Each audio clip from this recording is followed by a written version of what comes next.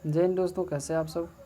आज हम देखेंगे जियोग्राफी का नोट्स जो मैं बना लिया हूँ नोट्स, इसीलिए आपके पास लेकर आए हैं इस वीडियो में। क्लास 6 का जियोग्राफी क्लास 6 का नोट्स है, चैप्टर 2 ग्लोब अक्षांश एवं देशांतर। आपको पता ही होगा इसमें जो जो चीज़ें इंपॉर्टेंट है वो मैं इसके अंदर रखा हूँ और फालतू चीज़ों को मैं नहीं रखा हूँ। जो इम्पोर्टेंट है, जो ज़रूरी है, वही चीज़ें इसमें मैं नोट्स बनाया हूँ। नोट्स बनाने का मतलब ही यही होता है कि इम्पोर्टेंट चीज़ों को बना लिया जाए और एक नज़र में देखने पे याद हो जाए। नोट्स का मतलब यही होता है। एक बहुत बड़ा किताब छापने का उसका नोट्स है, उसे नोट्स हम नहीं मानेंगे। ये नोट है हमारा, ठीक है।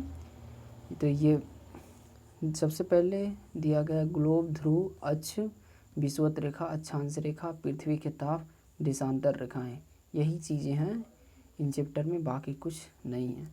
पहला आता है हमारा ग्लोब। ग्लोब हमारी पृथ्वी का छोटा नमूना है और इसमें पीवट लगा दिए जाते हैं। पीवट का मतलब हुआ, एक मिनट, पीवट हमारा ये है, पीवट लगा के रोका गया है। ऐसे ही मैं लिख लिया हूँ, पीवट लगा के रोका गया है, ठीक है।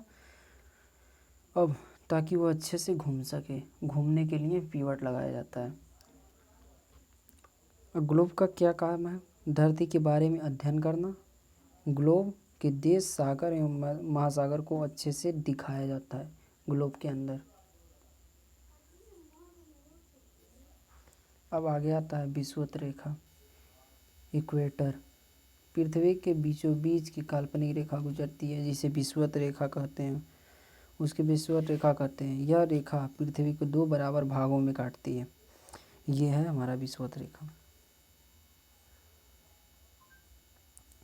उत्तर वाले भाग को उत्तरी गोलार्ध कहते हैं और दक्षिण वाले भाग को दक्षिणी गोलार्ध कहते हैं।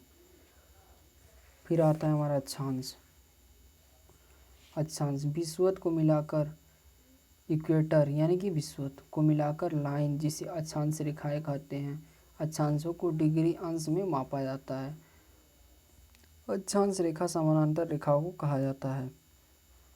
अक्षांश की डिग्री, विषुवत रेखा को 0 डिग्री अक्षांश माना गया है। विषुवत रेखा को किसी भी ध्रुव तक की दूरी उस वृत्त से एक चौथाई होगा जो पृथ्वी के चारों ओर से जाएगा। इसलिए विषुवत रेखा से ध्रुव तक की दूरी 360 अंश है।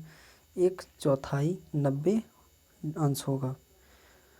प्रमुख समानांतर रेखाएं, विषुवत रेखा 0 डिग्री और ध्रुव 90 के अलावा 4 अन्य समानांतर रेखाएं हैं।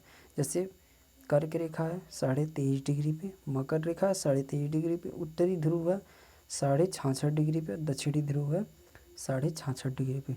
पृथ्वी का ताप की बात करें, उष्णकटिबंध और एक है शीत कटिबंध। उष्णकटिबंध कर्क रेखा व मकर रेखा के बीच दोपहर का सूर्य साल में कम से कम एक बार सिर के ऊपर रहता है, ठीक है।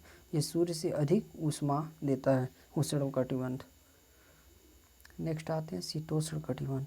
कर्क रेखा और मकर रेखा को बाहर कभी भी सूर्य की सिरे ठीक ऊपर नहीं होती, क्योंकि इन क्षेत्र में सूर्य की किरणें हमेशा तिरछी पड़ती है। मध्य में, इसीलिए इसका ताप मध्यम रहता है, इसीलिए इसका ताप मध्यम रहता है।